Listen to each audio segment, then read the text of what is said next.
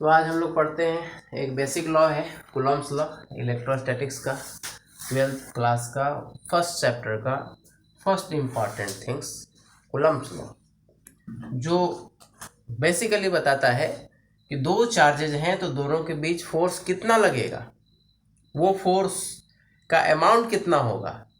मेरे कहने का मतलब है कि अगर दो इलेक्ट्रॉन हैं तो दोनों इलेक्ट्रॉन के बीच कितना फोर्स लगेगा, क्या वो फोर्स ग्रेविटेशनल फोर्स से ज़्यादा होगा, क्या वो फोर्स ग्रेविटेशनल फोर्स से कम होगा।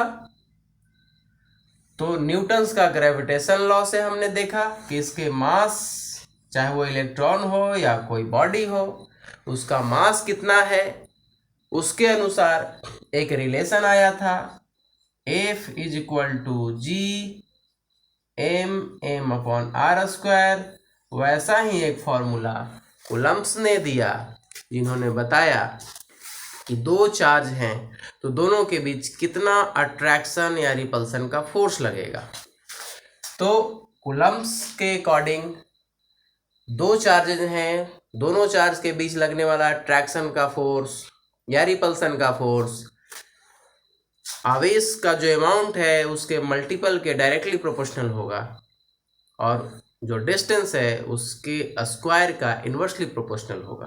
यानी according to Coulomb's law the force of attraction और repulsion between two charges is directly proportional to the product of charges and inversely proportional of the square of the distance between them. इसका vector form भी है, वो भी हम लोग देखेंगे।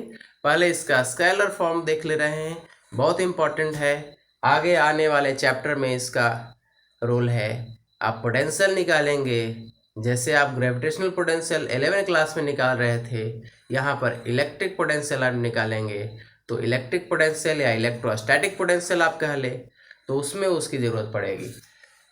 तो इसके अनुसार अगर हम एक Q1 और Q2 आवेश रख दे रहे हैं, दोनों के बीच r दूरी मान ले रहे हैं, तो कूलम्ब्स के अनुसार जो डेफिनेशन है उसके अनुसार फोर्स जो होगा वो Q1 Q2 के डायरेक्टली प्रोपोर्शनल होगा। यानी कोई भी बढ़ता है तो फोर्स का अमाउंट बढ़ेगा।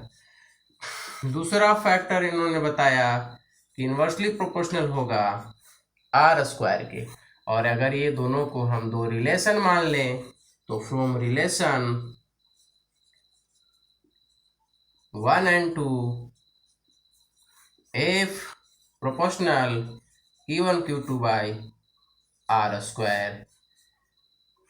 हम जानते हैं कि ये जो सिंबल है प्रोपोर्शनल का, उसको हटाने के लिए इक्वल का साइन लगाते हैं और उसके जगह पर एक कांस्टेंट से मल्टीप्लिकेशन होता है।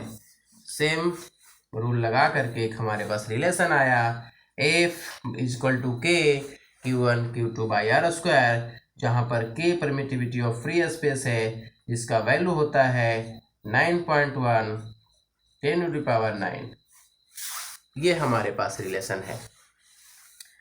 अब ये जो आया हमारे पास, इससे हम एक न्यूमेरिकल भी बना सकते हैं कि मान लिया जाए दो इलेक्ट्रॉन हैं, दोनों इलेक्ट्रॉन के बीच अगर 1 मीटर का डिस्टेंस है तो दो चीज़ आपसे पूछ सकता है, कहा जाएगा कि कौन सा फोर्स ज़्यादा है, कूलम्बियन फोर्स ज़्यादा है या ग्रेविटेशनल फोर्स ज़्यादा है। तो आप इस फॉर्मूले से F equal to K Q1 Q2 by r square से फोर्स निकाल लेंगे, जो कूलम्बियन फोर्स आएगा, और ग्रेविटेशनल फोर्स का formula G m1 m2 by r square से आप निकालेंगे तो ग्रेविटेशनल फोर्स आएगा। अब इसमें आप देखेंगे कि K का वैल्यू ज़्यादा है, बहुत ज़्यादा है इसके रिस्पेक्ट में, क्योंकि G का मान है 6.67 10⁻11। तो ये 11 का फैक्टर लेके चल रहा है और ये +9 का फैक्टर लेकर के चल रहा है, इसीलिए ये फोर्स ज़्यादा होता है। हमारे पास 4 फंडामेंटल फोर्स हैं, इस पे थोड़ा गौर करना जरूरी है। एक है ग्रेविटेशनल फोर्स,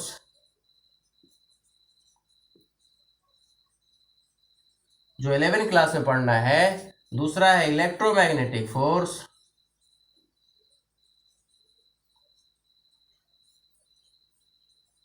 तीसरा है वीक न्यूक्लियर फोर्स,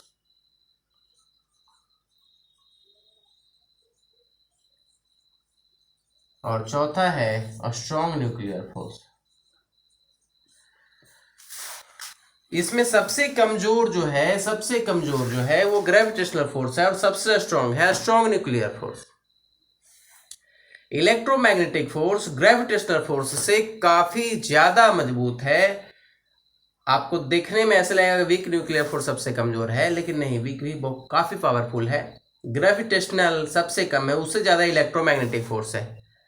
यानी जो फोर्स आप फील करते हो इलेक्ट्रोस्टैटिक्स में, जैसे बाल और कंघी को हम रगड़ेंगे तो एक चार्ज बनेगा, वो आप फील कर सकते हो कि अट्रैक्शन मिल रहा है ज़्यादा अमाउंट में, बहुत छोटा मास है, पर चार्ज में ये फॉर्मूला लगने से ज़्यादा फोर्स मिल रहा है, ये कांस्टेंट यहाँ पर लग रहा है। अब यहाँ पर मान लिया जाए कोई डस्ट पार्टिकल ऐसे हम चिपका देंगे, तो डस्ट पार्टिकल इसमें से चिपका क्यों? अगर हम यहाँ पर इसको चार्ज कर दिए, इसको हमने रगड़ दिया, या तो रगड़ करके चार्ज करेंगे या किसी चीज को हम इंडक्शन से चार्ज करते हैं। तो अगर हम इसको रगड़े और यहाँ डस्ट पार्टिकल ला के चिपका दिए, डस्ट पार्टिकल यहाँ चिपक जाएगा, गिरेगा नहीं। तो ग्रेविटेशनल फोर्स लग रहा है उस डस्ट पे। अब वो डस्ट यहाँ चिपका हुआ है, इसका मतलब यहाँ कोई फोर्स है जो उस डस्ट पार्टिकल को नीचे गिरने नहीं दे रहा। इससे ये मालूम चलता है, फॉर्मूला से, रिलेशन से, न्यूमेरिकल बनाने में तो पता चल ही जाएगा, पर बेसिकली हम इससे भी जान सकते हैं कि उस डस्ट पर ग्रेविटेशनल फोर्स लग रहा है, और यहाँ पर एक जो चार्ज से फोर्स लग रहा है वो इलेक्ट्रोस्टैटिक फोर्स लग रहा है। इलेक्ट्रोस्टैटिक फोर्स इलेक्ट्रोमैग्नेटिक फोर्स आया है, जो इलेक्ट्रिक और मैग्नेटिक दो पार्ट से मिलकर के बनता है। तो यहाँ पर फोर्स ज्यादा है, ग्रेविटेशनल फोर्स को सुपरसीड कर रहा है, तो ये फोर्स यानी इलेक्ट्रोमैग्नेटिक फोर्स ज़्यादा स्ट्रॉन्ग है ग्रेविटेशनल फोर्स से। नेक्स्ट क्लास में हम लोग देखेंगे कूलम्ब्स लॉ का वेक्टर फॉर्म, जो बताएगा डायरेक्शन। रिलेशन यही है, इसको याद रखना है।